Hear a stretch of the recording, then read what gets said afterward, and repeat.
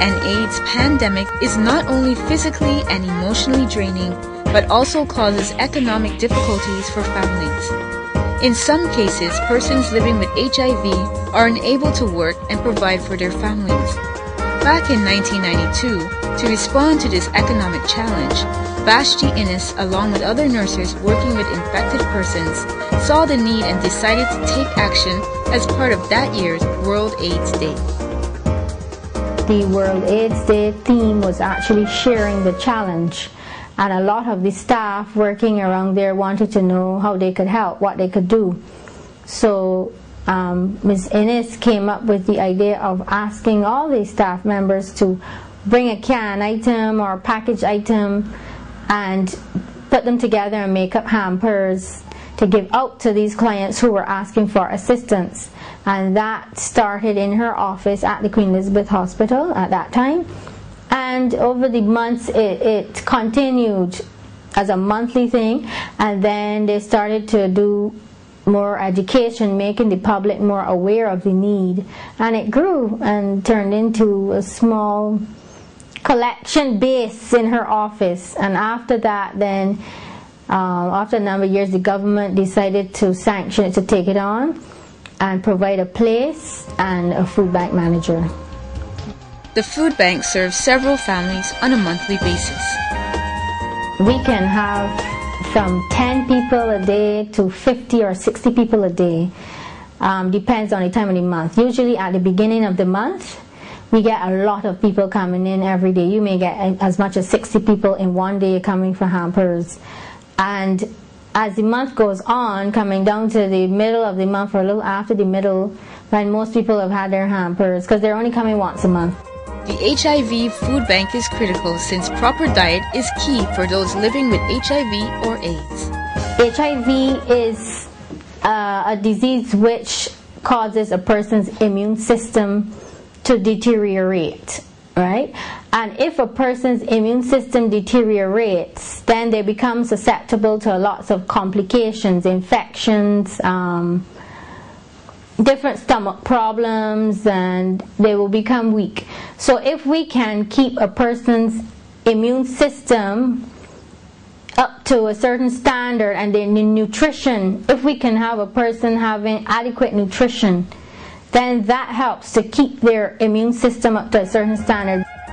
Clients for the HIV food bank are determined on the basis of status and financial need. The criteria for accessing the food bank is that you're HIV positive, you have attended the Lady Mead Reference Unit clinic, you've been seen by one of our healthcare providers, and in their opinion, because of the economic or socioeconomic status, maybe lack of a job, maybe the person has a job but they are what we call underemployed. They're working but it's not full-time, or they have a lot of children to support and it's just not enough to be feeding them and have them taking medication and eating enough.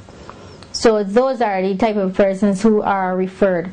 Also, the HIV food bank is not just there for food assistance.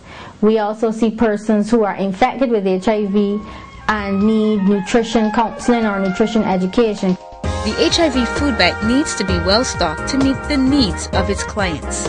At the food bank, we need perishable items and non-perishable items. People used to think it was just non-perishable, but we accept canned items, meat items, peas, beans, vegetables, or whatever in a can, packaged items, macaroni, cereals, rice, so on. And we also accept fresh fruit, vegetables, meat, eggs and cheese and so on, because we need protein, we need carbohydrates, we need vegetables, we need fruit. All of these make up a balanced diet. So anything that will help to make up a balanced diet we need. And we also need toiletries.